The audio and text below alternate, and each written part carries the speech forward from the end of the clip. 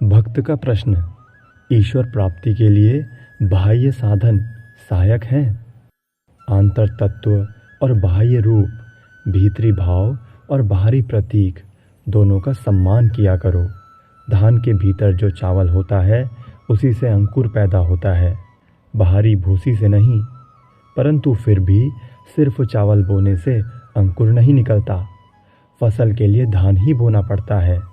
फसल आ जाने के बाद भले ही धान में से भूसी हटाकर सिर्फ चावल का ही उपयोग किया जाता है। इसी प्रकार धर्म के विकसित होने पर बने रहने के लिए आचार विचार, विधि नियम आदि आवश्यक हैं। ये मानो कवच स्वरूप हैं। इस कवच के भीतर सत्य का बीज निहित होता है। जब तक मनुष्य को इनके अंतर्निहित सत्य वस्तु की प्राप्ति ना हो जाए, तब तक उसे इन बाह्य आचरण नियमों का पालन करते रहना चाहिए। सीपी के अंदर बहुमूल्य मोती होता है। सीपी का कोई मूल्य नहीं होता, परंतु मोती के पूरी तरह तैयार होने तक सीपी बहुत ही आवश्यक है।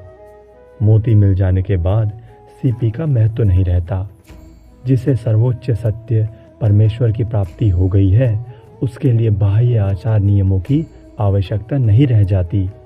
विधि नियमों का पालन करना चाहिए, परंतु जब साधक उन्नत अवस्था प्राप्त कर लेता है, तब फिर उसके लिए इन बातों को पालने की आवश्यकता नहीं होती। तब तो मन तन्मय होते हुए ईश्वर में विलीन हो जाता है। घाव सूख जाने पर उसके ऊपर की पपड़ी अपने आप झड़ जाती है, पर घाव सूखने के पहले ही अगर उसे खींचकर निकाला जाए तो खून आ जाता है। इसी प्रकार ज्ञान चैतन्य हो जाने से जात पात नहीं रह जाती। जो फल अपने आप पककर गिर पड़ता है वो बहुत मीठा होता है, परंतु कच्चे फल को तोड़कर पकाने से वो खाने में अच्छा नहीं लगता और जल्दी सूखने लगता है।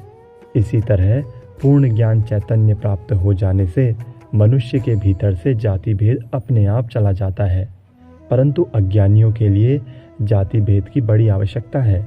अर्थात अज्ञान अवस्था में रहकर यदि कोई ये दिखावे कि जात पात का उसने भेद हटा दिया और वो सिद्ध होने का भाव दिखाने लगे, तो उसे जबरदस्ती पकाए हुए फल की तरह जानो।